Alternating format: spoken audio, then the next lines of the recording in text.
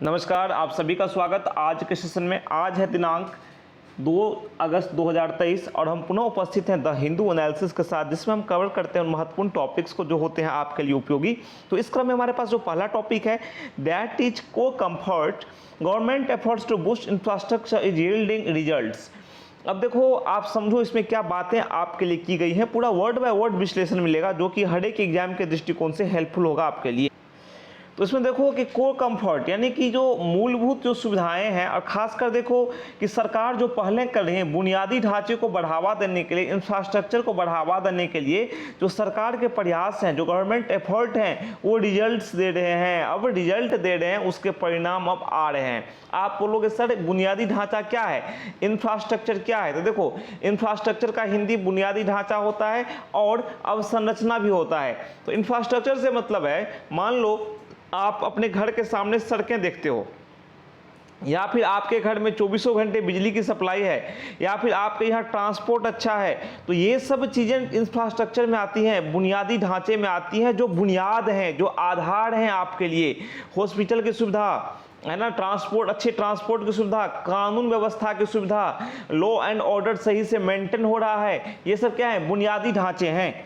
तो इनपुट अब देखो क्या है, output at India's 8 core sectors strengthened heartily in June with overall year on year growth in production estimated to have quicken to a 5-month high of 8.2%। अब यहाँ पर देखो आप, भारत के जो 8 प्रमुख क्षेत्र हैं, 8 जो कोर सेक्टर हैं, उसमें जो प्रोडक्शन है वो जून महीने में काफ़ी बेहतर हुआ है। और इसमें साल दर साल यानी वर्ष दर वर्ष जो वृद्धि है, आधार पर वृद्धि जो का अनुमान जो है वो 5 महीने के हाईएस्ट लेवल 8.2% पर पहुंच गया है। 7 ऑफ द सेक्टर्स, अब देखो इन सेक्टर में से 7 की बात की जा रही है, ठीक है। इन सेक्टर, जो सेक्टर की यहाँ बातें की गई हैं, जैसे कि इस्पात हो गया, सीमेंट और बिजली, है ना, ये सहित जो 7 सेक्टर हैं, स्टील, सीमेंट और इलेक्ट्रिसिटी, इसमें देखो लॉग्ड अप्रिशिएबल एडवांसेज, इसमें विशेष रूप से प्रगति हुई है। ये जो 3 सेक्टर मैंने बताए और 7, तो कुल मिलाकर 7 जो सेक्टर हैं। Steel which is the 3rd largest constituent of the index of 8 core industries with the weight of just under 18%। अब देखो स्टील जो है ना, वो इस 8 कोर इंडस्ट्रीज में तीसरा सबसे बड़ा कंस्टिट्यूएंट है, तीसरा सबसे बड़ा घटक है, जिसका वेटेज जो है वो 18% से थोड़ा ही कम है, ठीक है। चलो, और उसके बाद आप देखो यहाँ पे नेक्स्ट देखते हैं, was the stand out performer as output of the key alloy soared 21.9% undergoing the wider advance in the index. अब यहाँ पर समझने वाली बात आपके लिए है कि जो मिश्र धातु है ना, जिसका मैंने बात किया आपको, है ना, ये इसका मिश्र धातु का, उसके उत्पादन में 21.9% की बढ़ोतरी हुई है। उसकी वजह से सूचकांक में अच्छी खासी प्रगति देखी गई है। और दूसरी बात आगे अगर आप देखो, and cement posted N almost double digit increase in reflecting the continuing momentum in demand. अब देखो सीमेंट में भी अच्छी प्रगति देखने को मिली है, ये जो डबल डिजिट में पहुंच गया, ठीक है, डबल डिजिट का इंक्रीज है सीमेंट के मामले में। आप कहोगे सर कितना है, तो सीमेंट के मामले में अगर आप देखो यहाँ पर, तो इसमें एक तरह से 2 अंक में पहुँच गया है। और दूसरी बात आप ये भी देखो ना कि 2 महीने इसमें अप्रैल जून की अवधि की बात अगर आप करो, तो उसमें जो प्रगति हुई इस्पात और सीमेंट यानी स्टील और सीमेंट, उसने इस वित्तीय वर्ष की पहली तिमाही में, यानी वित्तीय वर्ष चल रहा है ना अभी 23-24 वाला, इसकी पहली तिमाही यानी पहले 3 महीना में क्रमशः 15.9% और 12.2% की वृद्धि हासिल की, रिस्पेक्टिवली यहाँ बात की गई है, ठीक है। तो इन दोनों ने, स्टील और सीमेंट ने, इतने की वृद्धि हासिल की है, जो कि काफ़ी उत्साहजनक आंकड़ा हमारे सामने है, ठीक है। चलो नेक्स्ट स्लाइड हम देखते हैं। A key driver of demand for these two construction essentials continues to be the infrastructure sector, where the government's efforts to boost outlay, including on affordable housing, urban renewal, and transportation networks, are providing a palpable tailwind. अब यहाँ पर आप समझो क्या next हमारे पास क्या है कि जो बुनियादी ढांचा क्षेत्र है, जो निर्माण से जुड़ी जो इन 2 आवश्यक चीज़ों की मांग का एक प्रमुख कारक बना हुआ है। उसके बाद आप देखो, अगर आप बात करो जो अफोर्डेबल आवास है, या शहरी नवीनीकरण है, या परिवहन नेटवर्क है आदि सहित जो आउटलेट को बढ़ावा देने के जो सरकार के प्रयास हैं, बिल्कुल उससे क्या है, एक अनुकूल माहौल आ रहा है, ठीक है, अनुकूल माहौल उससे पैदा हो रहा है। अगर आप बात करो यहाँ पर टोटल जो कैपिटल एक्सपेंडिचर है वो सेंटर की तरफ से जो हुआ है ना, by centre in June jumped more than 62% year on year and almost 24% from the presiding month to 1.10 lakh crore, controller general of accounts data showed. अगर देखो कंट्रोलर जनरल ऑफ अकाउंट के डेटा को आप देखोगे, हिंदी में बात करें तो लेखा महानियंत्रक के आंकड़ों से पता चलता है कि जून महीने में केंद्र द्वारा किया गया जो कुल व्यय है, पूंजीगत व्यय है, ये वर्ष दर वर्ष आधार पर करीब है ना 62% से ज़्यादा, और पिछले महीने की बात करो उससे लगभग 24% है ना, बढ़कर कितना हो गया है 1.10 लाख करोड़ हो गया है। Electricity which makes up a fifth of the core sector index. अब देखो इलेक्ट्रिसिटी जो है, जो इसका पांचवा हिस्सा है किसका, ये जो 8 जो मूलभूत उद्योग हैं कोर सेक्टर हैं उसका क्या पांचवा हिस्सा है। Also posted it's strongest increase in 4, देखो इसमें भी काफी अच्छी वृद्धि दर्ज की गई है, ठीक है। इन month despite a cyclonic storm that impacted highly industrialised Gujarat the most dampening demand. अब देखो साइक्लोन की वजह से गुजरात प्रभावित हुआ था, आप सभी को पता होगा, लेकिन फिर भी जो है 4 महीनों में इलेक्ट्रिसिटी के मामले में, जो बिजली के मामले में मजबूत वृद्धि दर्ज की गई है। अगर देखो आप चक्रवाती तूफान के समय बताया उससे प्रभावित किया था, ठीक है। Coal output also rose 9.8% in June, lifting the first quarter's production by 8.7% and official data on Tuesday showed output in July surged more than 14%. Another positive augury given the coal demand extends beyond the electricity sector to other industrial segments including metal making and process industries where it is used in furnaces and boilers. अब देखो यहाँ पर आप आगे समझो कि जो जिसमें आप देखो कि इस जून में कोयला उत्पादन जो है वो 9.8% बढ़ा, जिससे क्या हो गया पहली तिमाही का, पहले क्वार्टर का जो कुल उत्पादन है वो 8.7% बढ़ गया। और जो मंगलवार को जो आंकड़े जारी हुए हैं उससे पता चला है कि जुलाई में यह उत्पादन जो है ना वो 14% से बढ़ गया, जो कि बिल्कुल पॉजिटिव साइन है, ठीक है। अब देखो कोयले का मांग जो है बिजली क्षेत्र से परे देखोगे, अलग देखोगे तो धातु निर्माण और प्रक्रिया उद्योगों सहित अन्य कई सारे क्षेत्रों तक ये एक्सटेंड हुआ है, जहां जो इसका यूज है ना वो भट्टियों में और बॉयलरों में किया जाता है। जैसा कि आप सभी को पता होगा ये एक तरह से सकारात्मक संकेत है, ठीक है, पॉजिटिव इंडिकेटर है। To be sure other data from the 8 core sector do point to areas of concern. अब देखो एक बात और यहाँ पे समझने वाली बात यहाँ पर ये है कि निश्चित रूप से जो 8 मूलभूत क्षेत्र के कोर सेक्टर के जो आंकड़े हैं वो कई चिंताओं को दर्शाते भी हैं, ऐसा नहीं है कि नहीं दिखाते हैं, ठीक है। एरियाज ऑफ कंसर्न को ये दिखाते हैं। For all the talk of आत्मनिर्भरता, देखो आत्मनिर्भरता की जहां तक बात की जाती है, अगर आप आत्मनिर्भरता को समझोगे, ठीक है, India's efforts to secure a degree of independence in the crucial oil sector are yet to yield meaningful dividends. अब देखो आत्मनिर्भरता को पहले आप समझ जाओ क्या है।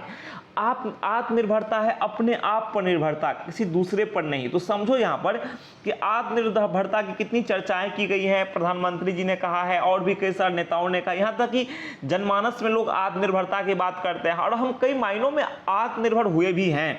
लेकिन इस सब के बावजूद अगर आप देखो तो जो महत्वपूर्ण जो तेल क्षेत्र है, ऑयल सेक्टर है, उसमें काफी हद तक इंडिपेंडेंस हासिल करने की, यानी एक तरह से स्वायत्तता हासिल करने के जो भारत के प्रयास हैं उसका मीनिंगफुल वैसे डिविडेंड नहीं मिला है, वैसा अच्छा नतीजा नहीं मिला, वैसा अच्छा परिणाम अभी तक नहीं मिला है, वो आना बाकी है।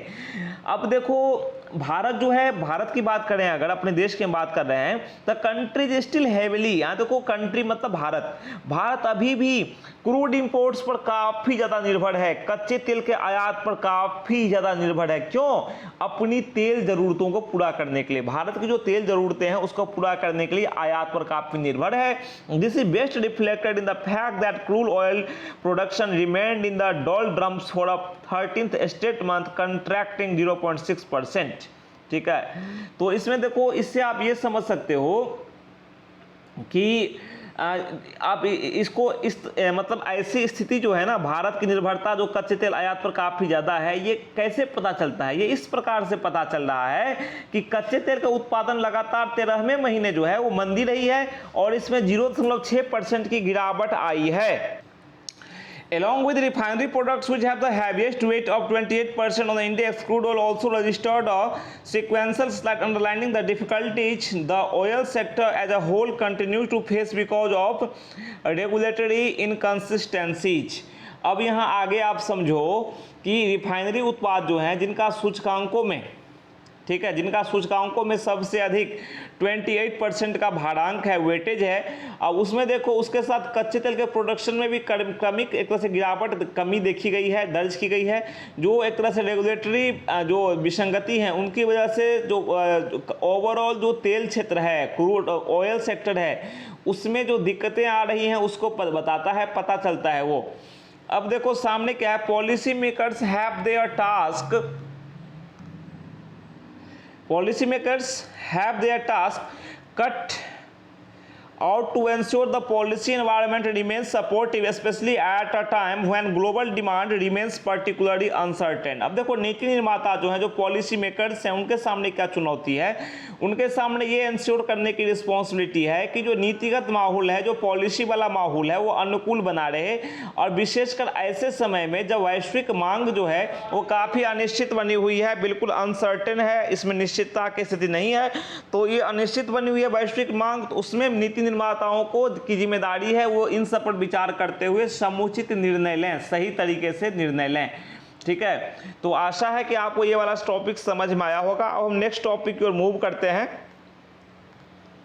नेक्स्ट हमारा है the dangers in the digital personal data protection bill. देखो डिजिटल जो पर्सनल डेटा प्रोटेक्शन बिल है, इसमें क्या समस्याएं हैं, क्या डेंजर्स हैं, उसको लेकर चर्चा है। आप लेफ्ट साइड से पढ़ सकते हैं, यहाँ पर लेफ्ट साइड से, the government is set to introduce the digital personal data protection bill in parliament. देखो सरकार जो है ना, वो संसद में digital personal data protection bill लाने की तैयारी में बिल्कुल है, और अंतिम मसौदा जो है, फाइनल ड्राफ्ट जो है, वो अभी सीक्रेट है, अभी बाहर आया नहीं है। हालांकि जो कि पिछले हफ्ते देखोगे तो विपक्षी जो अपोजिशन पार्टीज के मेंबर्स जो हैं वो पार्लियामेंट्री स्टैंडिंग कमेटी से बाहर चल गई, बैठक से बाहर चले गए। उन्होंने इस रिपोर्ट एक तरह से उन्होंने जो डीपीडीपी जो है, यानी डिजिटल डेटा प्रोटेक्शन बिल, इस पर एक रिपोर्ट के एडॉप्शन को लेकर फिर ऑब्जेक्ट किया, उसको विरोध जताया उसने। ठीक है, उस पर एक रिपोर्ट को लेकर विरोध जताया। अगर थोड़ा पीछे जाओ आप तो नवंबर 2022 की बात है। ठीक है, इन नवंबर 2022 जो ministry of electronics and information technology है, जो इलेक्ट्रॉनिकी और सूचना प्रौद्योगिकी मंत्रालय, उसने परामर्श के लिए विधेयक का एक मसौदा सार्वजनिक किया था, और इसमें कई सारी बातें थी। ठीक है, सुझाव मांगे गए, नागरिकों ने अपने सुझाव दिए। ठीक है, और उस सुझाव के आधार पर फिर वही सब बातें हुई। तो देखो ये जो डिजिटल डेटा प्रोटेक्शन बिल है, यानी डिजिटल डेटा को एक तरह से सही से रखना। ठीक है, डिजिटल पर्सनल डेटा प्रोटेक्शन है ना, निजी जो डेटा हमारे हैं उसको सही से रखना, उसे सही से नियंत्रित करना, पारदर्शिता कि सही से उसे रखा जा रहा है कि नहीं, इस सब पर ध्यान देना, ये सब बातें इसमें निहित हैं। ठीक है, तो आप इसे पढ़ें, आशा है कि आपको समझ में आएगा, आप इसे पढ़ के देखें। अब देखो यहाँ पर थोड़ा बता दूं आपको, जैसे कि आप देखो एक ना सरकार द्वारा नियंत्रित डेटा प्रोटेक्शन बोर्ड होगा, जिसे कि 5,100 करोड़ तक का फाइन लगाने का अधिकार है। ठीक है, तो इस पर लेकिन क्या है, ये सरकार द्वारा पूरा कंट्रोल होगा। तो इसमें विपक्ष जो है वो कह रहा है कि ये पिंजरे में तोता वाला स्थिति है कि भाई सरकार का ही कंट्रोल रहेगा, डीपी विधेयक लागू होगा, लेकिन थोड़ा एक तरह से इसमें विपक्ष की भागीदारी होनी चाहिए, केवल सरकार ही इस पर सब कुछ ना करे। कई सारी बातें हैं, कई सारे मुद्दे इसमें निहित हैं जिसको देखने की आवश्यकता है।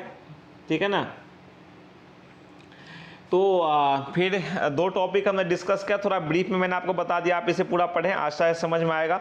पहला topic word by word discuss हो ही गया है। ठीक है, तो फिर मिलते हैं नेक्स्ट सेशन में, तब तक के लिए नमस्कार, थैंक यू।